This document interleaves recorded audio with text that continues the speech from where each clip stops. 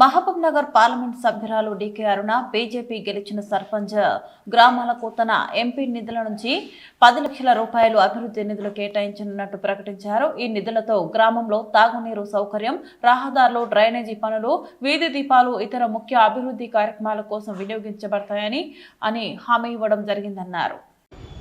జోగులాంబ గద్వాల్ జిల్లా ఐజా మున్సిపాలిటీది ఒకసారి ఆలోచన చేయండి. దాదాపు ఈ మున్సిపాలిటీకి 45 కోట్ల రూపాయలు కేంద్ర ప్రభుత్వము రాష్ట్ర ప్రభుత్వం ఇస్తే దాదాపు 20 వార్డులు ఈ యొక్క మున్సిపాలిటీ పరిధిలో ఉన్నాయి. ప్రతి వార్డులో ఇదే పరిస్థితి. మొత్తం ఇది రోడ్డు, ఈ ప్రధాన రోడ్డు మీద ఈ రకంగా డ్రైనేజ్ మొత్తం వస్తే ఒకసారి ఆలోచన చేయండి. చిన్న పిల్లలు నిజంగా కనుక ఆ డ్రైనేజ్లో పెడితే మొత్తం మునిగిపోతారు. చాలా దారుణంగా ఉంది. మొత్తం అక్కడ చూస్తే దోమలు ఉన్నాయి, ఈ ప్రాంతంలో దోమలు ఉన్నాయి. అదేవిధంగా డ్రైనేజ్ వ్యవస్థ అయితే చాలా అస్తవ్యస్తంగా ఉంది. గతంలో పలుమార్లు ఈ యొక్క మున్సిపాలిటీకి, అధికార యంత్రాంగానికి, అధికార పార్టీకి పలుమార్లు విన్నవించుకున్నా నిమ్మక నీరెత్తినట్లు ఉంది. ఎందుకు ఇలాంటి దారుణమైన పరిస్థితి?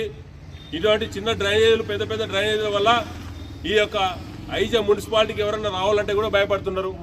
కోట్లాది రూపాయల నిధులు వచ్చినా ఈ ప్రాంతంలో అభివృద్ధికి నోచుకోలేదు. వెంటనే ఈ ప్రాంతం మొత్తం అభివృద్ధి చేయాలంటే వెంటనే ఇక్కడ ఉన్నటువంటి కాంగ్రెస్ పార్టీకి బుద్ధి చెప్పాలి. రాబోయే స్థానిక సంస్థల ఎన్నికల్లో బుద్ధి చెప్తేనే ఇలాంటివి పునరావృతం కావు. కేంద్ర ప్రభుత్వం కోట్లాది నిధులు ఈ యొక్క రాష్ట్రాలకు, అదేవిధంగా మున్సిపాలిటీలకు ఇస్తే కనీసం వాటిని తీసుకొని అభివృద్ధి చేసే పరిస్థితి లేదు. మొత్తం డ్రైనేజ్ వ్యవస్థ రోడ్ల మీదకి వచ్చినాయి. ఒకవేళ చిన్న వర్షం వస్తే ఈ డ్రైనేజ్ నీళ్లు మొత్తం ఇంట్లోకి వస్తాయి.